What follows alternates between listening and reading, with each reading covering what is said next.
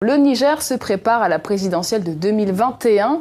À 2 ans du scrutin, Mohamed Bazoum a déjà été investi candidat du pouvoir. Il est actuellement ministre de l'Intérieur du président Mahamadou Issoufou. Il est notre invité. Bonsoir, monsieur le ministre. Oui, bonsoir. Alors vous êtes donc candidat du parti au pouvoir. On s'organise quand même très tôt dans le camp du pouvoir. Pourquoi ? C'est un agenda qui nous aura été imposé par quelques soucis que nous avons eus dans la gestion des préparatifs de la campagne. Évidemment que dans des circonstances ordinaires, nous aurions envisagé les choses un peu plus tard. Quels sont ces soucis de préparation dont vous parlez ? Nous avons besoin de définir un cap très tôt et de créer les conditions d'une bonne cohésion au sein de notre parti. Et cela nous a paru passer par une décision comme celle que nous venons de prendre, d'annoncer qui va être notre candidat et nous préparer en conséquence. Ça ne veut pas dire que nous entrerions en campagne aussitôt et que nous ferions comme si nous avons 2 années devant nous à faire la campagne. Non, nous allons commencer, mais ça va être très progressif en vérité. Est-ce que votre désignation à 2 ans de la présidentielle, c'était aussi pour mettre fin aux différentes querelles de succession qui se jouaient ? Oui, c'est aussi pour que nous créions les conditions d'une plus grande cohésion au sein de notre parti. Pourquoi avez-vous été choisi ? Ah, ça, c'est une question qu'il fallait poser à quelqu'un d'autre, mais pas à moi. Je constate seulement que je suis président du parti. J'ai été élu à la tête de ce parti 2 fois de suite et ça peut être considéré par les militants comme une base de légitimité à partir de laquelle on peut considérer que je peux être le candidat naturel du parti. Alors parlons maintenant d'un gros dossier, l'uranium. Le Niger, 4e producteur mondial, poste très important dans les ressources du pays. Dans votre programme, est-il prévu de renégocier le contrat avec les Français d'Areva ? Madame, l'uranium aujourd'hui, c'est autre chose que de discuter sur les prix. Depuis l'accident de Fukushima au Japon en 2011, le prix de l'uranium a tout simplement sombré. Plus personne n'achète de l'uranium. Les quantités que nous pourrions produire n'auraient même pas de preneurs. Tous les pays qui utilisent cette énergie ont annoncé des programmes soit de renoncement, soit de réduction. Et l'uranium, c'est aujourd'hui ça, malheureusement. Ça reste quand même très important dans le budget du Niger. Non, pas du tout. Ça représente combien aujourd'hui ? Ça ne représente vraiment pas grand-chose. Quelques recettes fiscales tout à fait dérisoires aujourd'hui. L'uranium, c'est un mythe pour l'économie du Niger.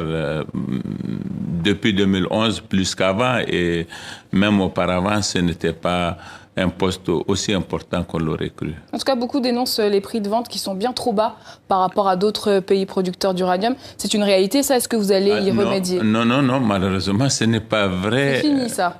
Non, ce n'est pas vrai de penser que le Niger, du fait de sa relation avec la France, vendrait son uranium à un prix moindre que sur le marché international. Il y a un marché spot.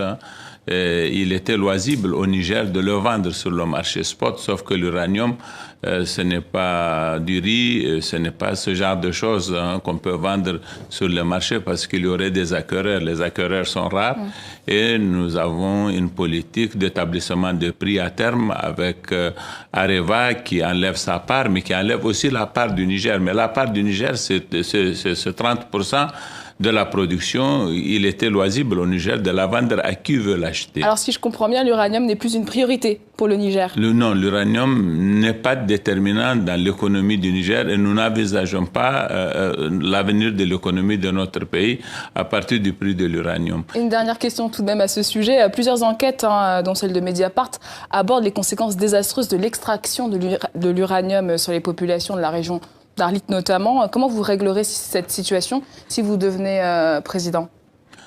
Nous la réglerons dans les conditions qui ont été définies avec nos partenaires. L'uranium, c'est vrai, est une matière qui comporte une certaine forme de dangerosité. L'exploiter dans les conditions, quelles qu'elles soient, comporte un certain nombre de risques.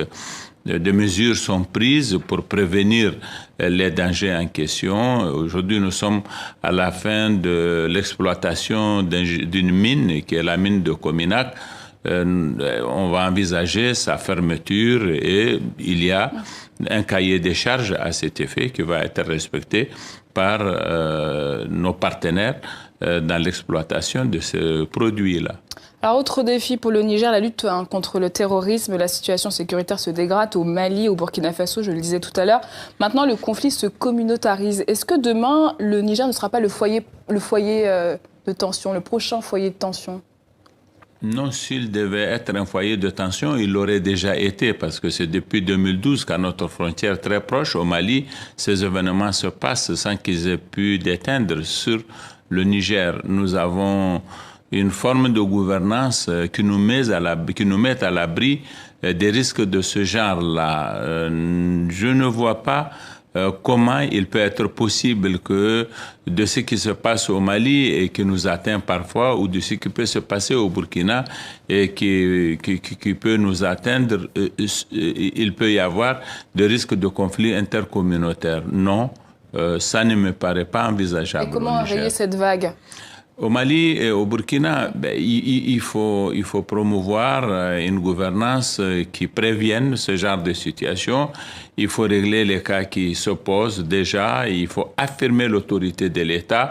Il faut clairement faire en sorte que le monopole de la violence légitime reste l'apanage exclusif de l'État. Il faut que l'État ait la crédibilité qu'il faut pour parler aux communautés, promouvoir le dialogue entre elles et user de son autorité pour que personne n'envisage de régler de compte à son voisin au nom de quelque raison que ce soit. Alors en octobre 2017, un attentat contre des soldats américains révèle l'ampleur de la présence américaine au Niger. Alors une base de drones est en cours de construction. Qu'est-ce que gagne dans tout ça le Niger ? Avec cette base, avec cette présence américaine? Ce n'était pas un attentat, c'était bien plus que cela. C'était une agression. Un attentat où des soldats américains sont morts? Ce n'était pas un attentat, bon, mais ce n'est pas important. Qu'est-ce que nous gagnons dans notre relation avec nos partenaires? Nous gagnons des informations précieuses.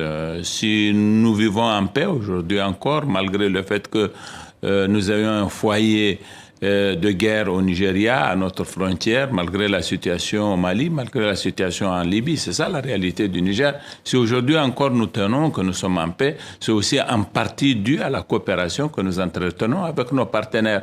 Nous n'avons pas livré notre territoire. Vous n'avez pas le sentiment de sous-traiter votre sécurité nationale? Non, nous ne la traitons pas. Ce sont nos militaires qui assurent notre sécurité. Mais au-delà et en amont, il y a des renseignements qui sont importants.